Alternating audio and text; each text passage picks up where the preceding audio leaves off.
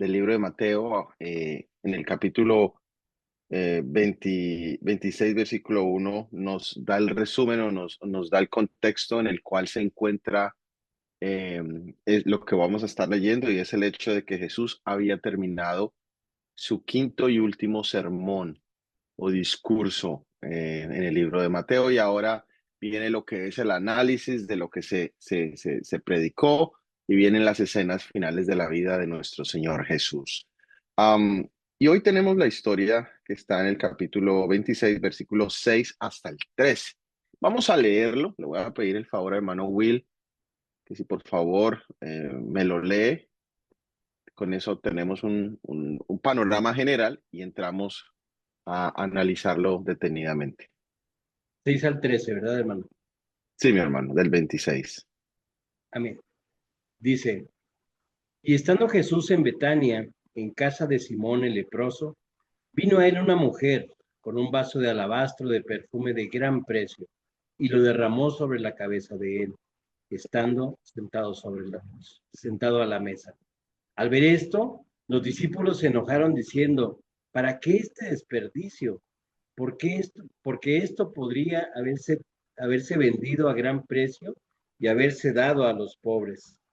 Y entendiéndolo, Jesús les dijo, ¿por qué molestáis a esta mujer? Pues ha hecho conmigo una buena obra, porque siempre tendréis pobres con vosotros, pero a mí no siempre me tendréis. Porque al derramar este perfume sobre mi cuerpo, lo ha hecho a fin de prepararme para la sepultura. De cierto os digo que donde quiera que se predique este evangelio en todo el mundo, también se contará lo que ésta ha hecho para memoria de ella. Amén, amén. Muchas gracias, mi hermano. Esta historia conocida para todos nosotros y mencionada en los últimos versículos del pasaje que se acaba de leer, dice que también será predicada y mencionada en todas partes del mundo, y lo es hasta el día de hoy. Lo interesante de cómo Mateo ubica esta historia entre dos otras historias. La del 26, primera parte, hablaba de cómo los líderes planeaban secretamente la muerte de Jesús. Esa es como la introducción del capítulo 26. Y después de esta historia vamos a encontrar la traición, el engaño de Judas. Es decir, está ese contraste entre esas dos posiciones, una de deseo de muerte o planeación de muerte y otro de engaño y traición. Y en la mitad encontramos esta perla, una perla de amor, de entrega, de convicción. Y dicen que las joyas son bellas, pero son más bellas cuando se ven donde se han sido incrustadas, donde el marco resalta la belleza de la gema o de la piedra preciosa. Y eso es lo que queremos analizar en este caso, cómo en medio de los planes oscuros de los líderes, en medio del corazón oscuro de Judas, está algo muy bello. Y obviamente, por contraste, resalta más la belleza de la historia que estamos leyendo hoy. Porque por un lado tenemos los líderes, tenemos en este lado una mujer, por un lado tenemos un odio secreto que, que obviamente va a manifestarse en una obra, y por el otro lado tenemos un amor que no es un amor secreto, es un amor que va a manifestarse de carácter público. Y por un lado, la muerte de Jesús está siendo planeada, y por el otro lado, dice Jesús mismo que su sepultura está siendo preparada. Es muy interesante todos estos contrastes que podemos encontrar en este versículo. Y lo primero que corresponde en el versículo 6 dice, estaban en casa de Simón el leproso, en Betania. Es interesante porque este programa tiene en los jueves la intención de hablar del hogar, y hoy vamos a hablar de la casa de Simón, de lo que pasa allí dentro de la casa cuando Jesús se presenta. Se menciona que él era una persona que había sido sanado de lepra por nuestro Señor Jesús. Y Y es decir, esta casa en sí es un testimonio vivo, un testimonio de la obra redentora de Jesús, de alguien que no solo estaba enfermo, porque la lepra no solamente era una enfermedad ah, de carácter físico, sino era un estigma social, había sido una persona que había sido rechazado y ahora tiene la oportunidad de esa casa que antes tenía todos estos traumas, todas estas dificultades, ahora viene a ser el centro donde se hospeda, donde se recibe a Jesús. Y mis hermanos, la verdad es que el Evangelio de Jesús no es incluyente, vamos a ponerlo en estos términos. Es decir, no solo restaura individuos, sino restaura hogares. Am, y esto es un contraste muy significativo porque existen religiones cristianas donde esto no sucede, donde por imposición de los líderes de la religión se dice que el que no acepte este nuevo mensaje tiene que ser rechazado. Nosotros consideramos al contrario, que el mensaje llega a una casa no para generar división de sí, sino para antes abrir los brazos para que todos los miembros, de una u otra manera, se acerquen al Evangelio. Y eso, pues yo lo he visto mucho en nuestra iglesia, lo he visto mucho. Yo suelo decir que nosotros no evangelizamos individuos sin hogares. Y es, y es conocido que muchas veces el padre conoce o la madre conoce, luego el esposo se acerca, luego los hijos se acercan, luego la familia extendida se acerca. Y por eso tenemos grandes grupos de familias enteras. Tenemos eh, por apellidos, cada país tiene un apellido o un par de apellidos donde los de cierto nombre y sus miembros hacen parte de la iglesia. Y ese es el poder transformador que tiene el Evangelio. No solo transforma individuos, transforma hogares. Y eso es resaltado en nuestra historia de hoy. Y el versículo 7 nos dice, entonces allí vino una mujer con un alabastro de perfume y dice que era de gran precio y lo derramó sobre la cabeza de Jesús que estaba sentado en la mesa. Esta María se considera la María de Betania y, y traía un perfume sellado, traía un perfume costoso. Juan nos dice que valía el costo de un año de trabajo. Podríamos estar hablando de Norteamérica, de aproximadamente, si hablamos de lo mínimo, $25,000. Um, pero es un costo elevado, elevado que alguien sacrifique todo lo que ha ganado durante un año para comprar algo, para hacer este obsequio al Salvador. Y al ser utilizado de la manera, como dice acá, que fue derramado desde la cabeza, hay varios simbolismos. Está el simbolismo de la unción real, como se ungía a los reyes, como se ungía a los sacerdotes, pero también aquí tiene un significado muy bonito. Jesús lo dice, dice, me está ungiendo para mi sepultura. Um, es un acto puro de culto, de rendición, de sometimiento, de entrega. Y tiene obviamente una proyección profética que Jesús lo ve. Ahora, cuando pensamos en todos estos elementos, el costo, el significado, el lugar donde se está haciendo en la casa de alguien que había sido eh, transformado por la gracia de Jesús. Eh, ¿Qué reacción encontramos? La encontramos en el versículo um, 9. Entonces, discúlpeme, 8. Dice, y los discípulos se enojaron diciendo, ¿para qué este desperdicio? Es interesante cómo nosotros no tenemos control sobre la reacción de las personas. Y esto pues es evidente en el diario vivir. Las acciones de una persona eh, que no está planeando de pronto algo en particular genera reacciones desde lo más sencillo. Alguien está conduciendo y hace algún tipo de maniobra y puede generar la rabia, el enojo, la frustración de otras personas cuando en sí el objeto de esa acción era tal vez evitar una colisión, evitar de pronto algo o en cosas tan sencillas como en nuestro diario vivir en la casa, lo que se dice se hace puede tener diferentes contrastes, ¿no? Aquí encontramos que esta acción generó, dice que molestia, dice, generó enojo de parte de los discípulos. Y sabemos que el que dirigió esta queja es Judas, eso lo dice San Juan. San Juan sí entra un poquito a analizar más esto. Aquí habla de los discípulos en general.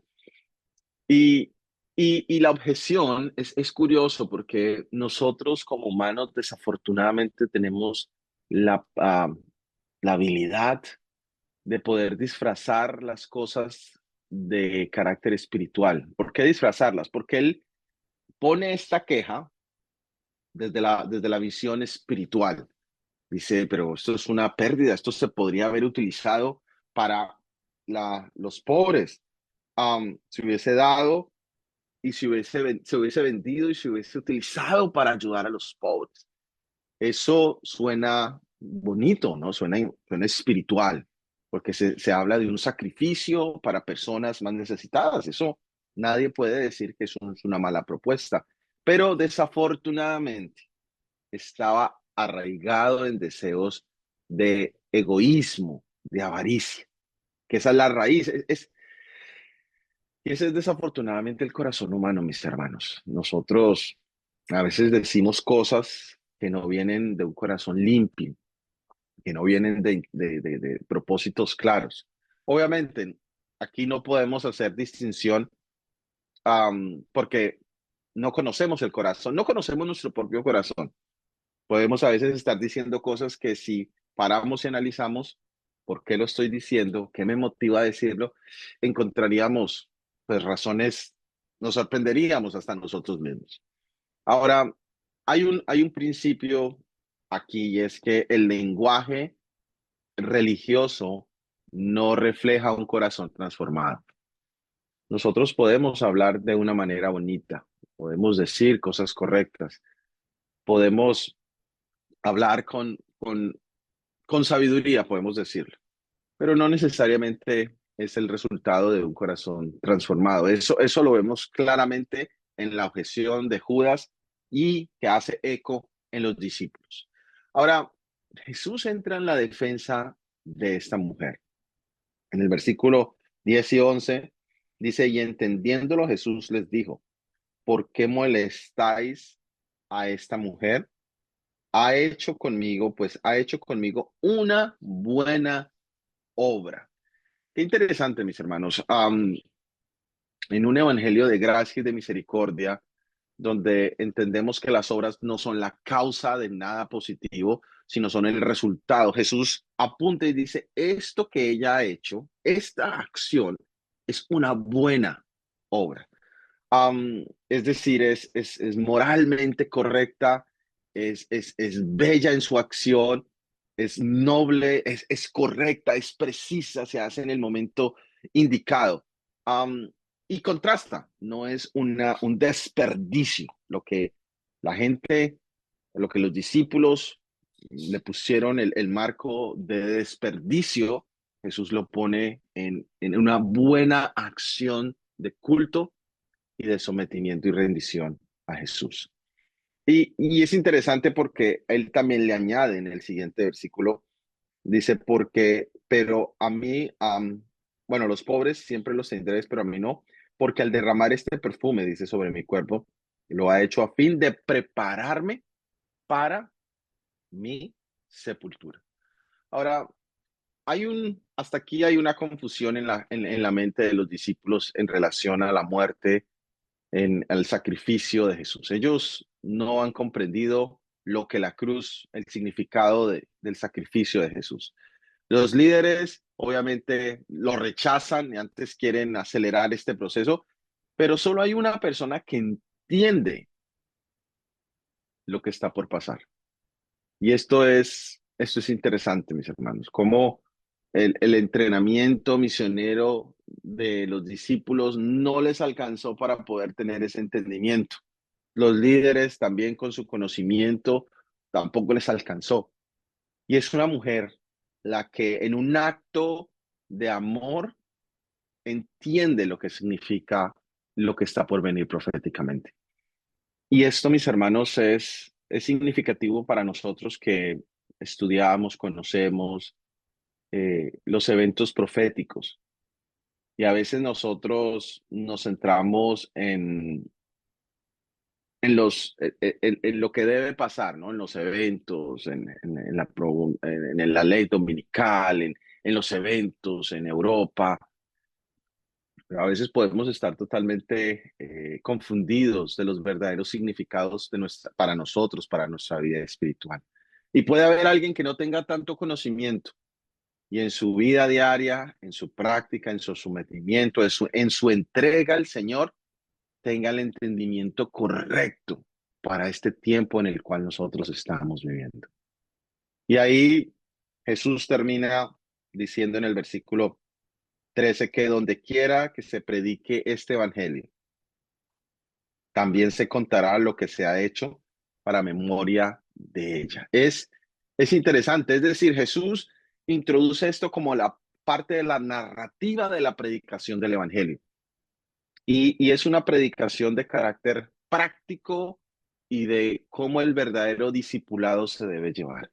Y aquí el discipulado está basado no tanto en conocimiento, no tanto en datos o hechos, sino está centrado en una entrega y en una devoción. Ahí está el centro de este tipo de discipulado.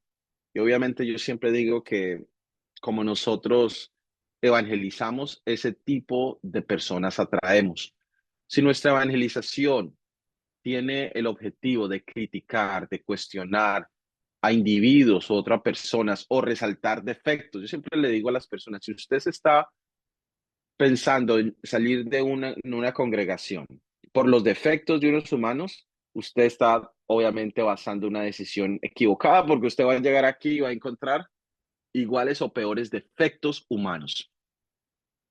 Cuando nosotros predicamos, cuando nosotros compartimos defectos, los errores, la existencia de nuestra iglesia basada en los errores de otras denominaciones o justificar los errores de los demás para mi existencia, yo lo que estoy haciendo es promoviendo ese tipo de comportamiento que muy probablemente cuando las personas me conozcan lo suficiente y vean mis defectos, harán exactamente lo mismo. Pero cuando el evangelio es predicado en, en, en, en su, en su parte básica, que es el reconocimiento de mi incapacidad como humano de producir buenas obras, y exalta a Jesús en toda su maravilla como el que me perdona, como el que me transforma, como el que me da las capacidades de actuar apropiadamente a pesar de mi naturaleza, y todo mi evangelio circula alrededor de Jesús. Obviamente mi predicación va a ser eso y el enfoque que yo le dé a mis discípulos será exactamente ese. Jesús dice, esta narrativa debe compartirse porque no solamente es una historia maravillosa, sino debe ser un modelo para que todo discípulo lo pueda seguir. Y es verdad, mis hermanos, porque lo más costoso en la vida religiosa no, no se mide por eventos, sino se mide por la entrega. Esta mujer ha hecho una entrega financiera grande. Ha tomado la producción o el ahorro de todo un año y lo ha puesto delante de nuestro Señor para que sea usado en esta unción. Um, y mis hermanos, ese es el costo más elevado de culto o de entrega a nuestro Señor. Cuando nosotros entregamos nuestro todo, cuando nos sometemos totalmente, cuando no dejamos nada oculto, cuando no solamente hacemos una entrega parcial, como dice Oseas, no somos una torta asada solo por un lado, donde no somos solamente calientes y fervorosos en unas áreas y totalmente fríos y, y apáticos en otra área. Ahora, Es interesante, mis hermanos, cómo nuestros actos de entrega, nuestros actos de compromiso con el Salvador pueden tener diferentes reacciones. No todo el mundo lo va a tomar como algo positivo, no todo el mundo va a decir, qué maravilloso, miren la entrega, miren el amor que tiene esta persona por el Salvador, sino dice que muchos lo van a ver como un desperdicio. Es curioso, mis hermanos. Y eso también es propio que lo entendamos, porque nunca, decía en esta semana una persona, nunca podremos mantener a todo el mundo satisfecho. Es decir, si buscamos gratificar a las personas, nunca las podremos tener todas contentas. Habrán unas que nos apoyen y habrán otras que estén totalmente enojadas con nosotros. Pero el amor entiende lo que a veces la lógica no puede entender. Y este es el corazón de la motivación de, de María. María percibe, entiende, comprende algo que los discípulos con entrenamiento más profundo no podían entender. ¿Y cuál es el motivante de María? Es el amor. Y es por eso que el gran conflicto que lo describen los 5 libros del Espíritu y Profecía, que empieza diciendo Dios es amor y termina en el conflicto de los siglos con la última palabra diciendo Dios es amor, es, Padre, es la base, es el corazón del Evangelio que María lo tiene y que desafortunadamente los discípulos aún no lo tienen. Y obviamente hay un contraste grande en la historia y es el hecho de la historia que viene después de esta, que es la de Judas. Porque María está dando un todo y Judas está calculando el valor, está midiendo cuánto puedo dar, qué provecho puedo sacar de esto. En un lado hay una entrega y por el otro lado encontramos una transacción. Y mis hermanos, honestamente, nosotros muchas veces en el Evangelio hacemos este tipo de análisis, ¿no? Miramos qué puedo sacar, qué beneficio puedo sacar. Y Jesús conoce eso. Jesús conoce nuestras intenciones, nuestros intereses. Él sabe que muchas veces no nos acercamos a Dios de manera limpia, de manera sincera. Lo hacemos con intereses, lo hacemos por necesidad. Y Él no nos rechaza. Él lo que busca es que nos avancemos de ahí. Aún el mismo Judas tiene la oportunidad de estar presenciando un ejemplo. Y desde la posición evangélica, Judas, en medio de su oscuridad, en su mente y en su corazón, tiene la posibilidad de ahora de ver el contraste de lo que sería la meta que Jesús quiere que todos lleguen, los discípulos incluyendo. Y mis hermanos, el Espíritu de Profecía, el capítulo 62 le dedica un capítulo a este evento y allí habla exactamente del amor que nosotros deberíamos manifestar a nuestro Salvador. Y es ese amor que busque bendecir a la humanidad. En una sociedad donde tanto se cuestiona el propósito de la vida, donde muchos jóvenes, aún adultos, se cuestionan el por qué estoy yo aquí.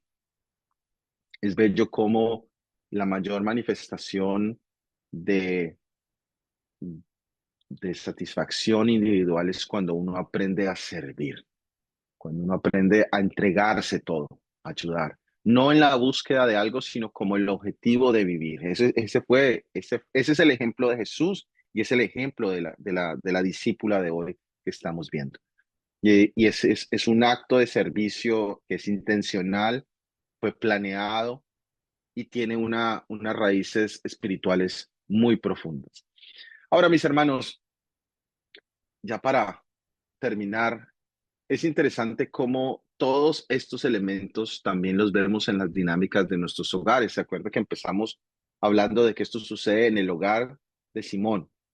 Y en cada hogar, en cada congregación, en cada iglesia, vamos a encontrar tanto Marías como Judas, tanto mujeres como que están dispuestas a dar como un ejemplo como los discípulos que están cuestionando.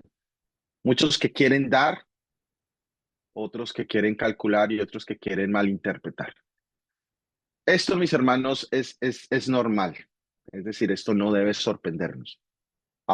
Pero la pregunta es, ¿qué espíritu motiva mi hogar, mi casa? ¿Será que yo soy de los que calcula cada cosa que dice o hace? ¿O soy de los que malinterpreta las acciones de los demás? ¿O soy de los que busca dar como resultado de la obra transformadora del Señor en nuestro corazón y especialmente en nuestras vidas y en nuestros hogares?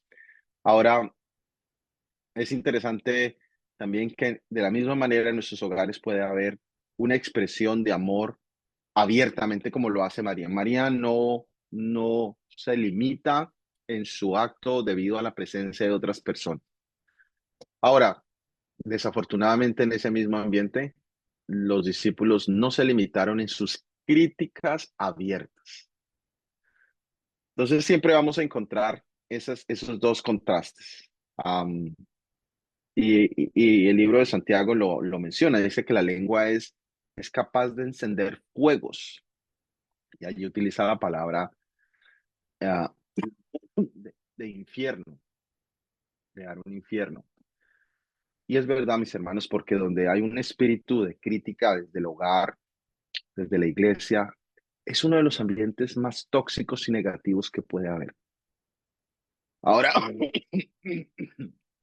ahora si nosotros consideramos lo contrario, que es la expresión abierta de amor, tanto en la iglesia como en el hogar, pues obviamente creamos lo contrario del infierno, que sería un cielo. Y es ahí obviamente una reflexión para nosotros. ¿Qué ambiente quiero ver en mi hogar? Quiero ver un infierno, quiero ver un cielo, quiero ver un ambiente donde se exprese el amor, donde se motive la entrega, o quiero promover un espacio donde critiquemos las acciones de mis otros miembros o de los otros hermanos. Um, y como decía, puede existir la malinterpretación de los demás en el momento en que nosotros como familia, como individuos, busquemos hacer estos actos de amor. Muchos cuestionarán, eso es demasiado lo que están haciendo, no se necesita hacer eso. Se puede llamar fanatismo. Eh, el dar muchas veces es cuestionado como fanatismo. Y una de las perlas más grandes del Evangelio, que es el perdón, puede considerarse como debilidad. Cuando alguien manifiesta un espíritu de perdón, de misericordia, muchos pueden cuestionarlo. Yo siempre digo que una de las cosas más ofensivas del Evangelio es el perdón, es el perdón, porque la gente cuestiona, pero esa persona no merece eso, debería hacerse otra cosa. El perdón es demasiado ofensivo al corazón humano.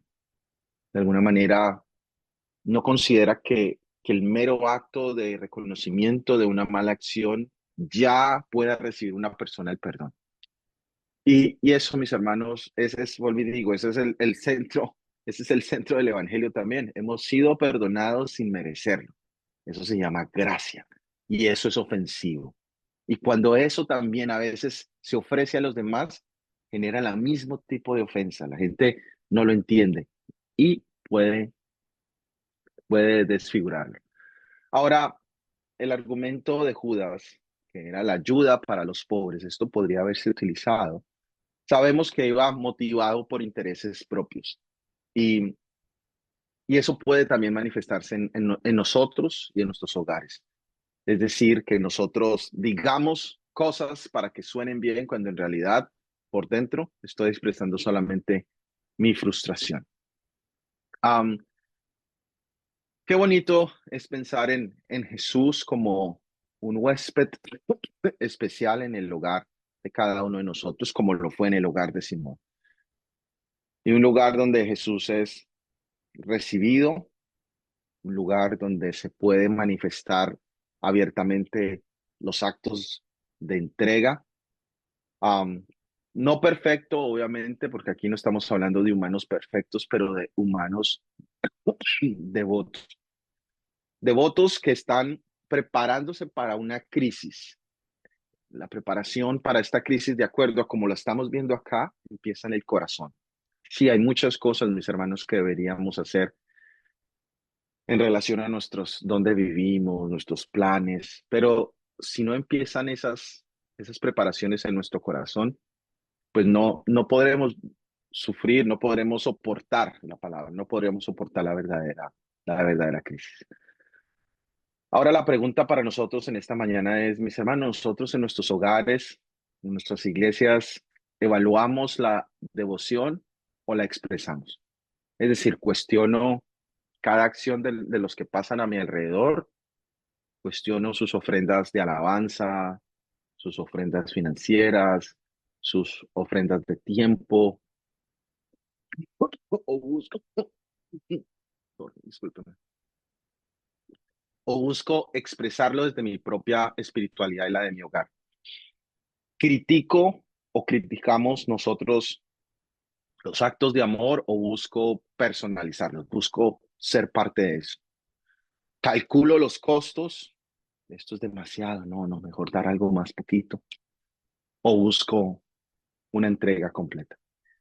Y hay un contraste, ya lo hemos dicho, entre María y Judas. Hay un contraste entre el que uno da y el otro quiere tomar, donde uno ama y el otro calcula, donde uno entiende, el otro se confunde, donde uno honra a Jesús y donde otro engaña o traiciona a Jesús.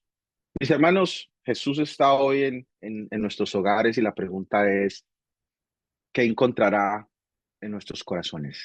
¿Encontrará crítica, cuestionamientos, búsqueda de control?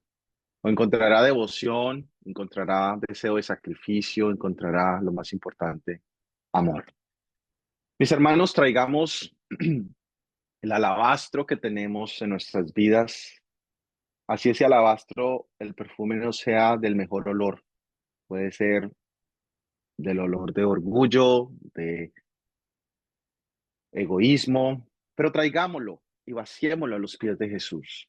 Dejémoslo allí, dejémoslo que salga y mostremos nuestra vulnerabilidad, mostremos qué tan necesitados somos de Jesús. Eso es lo más importante, lo vemos a través de las historias del Evangelio, como el publicano reconoce y dice, Señor, sé propicio a mí, pecador. Él lo reconoce. Él allí no muestra nada positivo y aquí ella no viene a mostrar nada, sino solamente su devoción. Que el Señor nos permita hoy traer ese perfume que puede generar malos entendidos, pero que para el Salvador será del mejor olor una vez derramado. Que el Señor nos bendiga, es mi deseo y es mi oración en Cristo Jesús. Amén.